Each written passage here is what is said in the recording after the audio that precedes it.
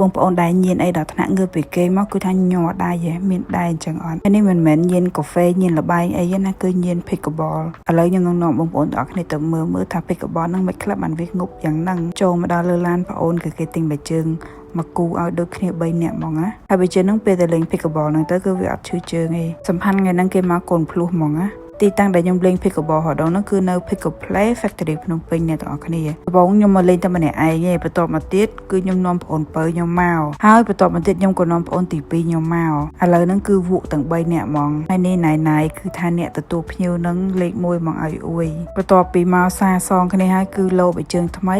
ចូលតារាងហ្មងហើយនឹងគឺមនុស្សច្រើនខ្លាំងមែនតើកាលពីមុនខ្ញុំលេងមួយអាទិត្យតែម្ដងឯងប៉ុន្តែឥឡូវហ្នឹងដោយសារញៀនពេកមួយអាទិត្យខ្ញុំលេង2ដងហើយម្ដងហ្នឹងគឺខ្ទង់ចន្លោះ2ម៉ោងអីចឹងទៅថាញើសវិញគឺថាជោគខ្លួនហ្មងប៉ុន្តែអត់ដឹងហត់ទេដោយសារកីឡាហ្នឹងគឺធ្វើឲ្យយើងសុបាយចឹងណាញៀនដូចញៀនកាហ្វេចឹងសំខាន់ថ្ងៃហ្នឹងគឺខ្ញុំបានជួបជាមួយតកែស្រីនៅ Pickle Play ហ្នឹងនេះបងស្រីមួយហ្នឹងហើយគាត់ថាបើសិនជាខ្ញុំនាំ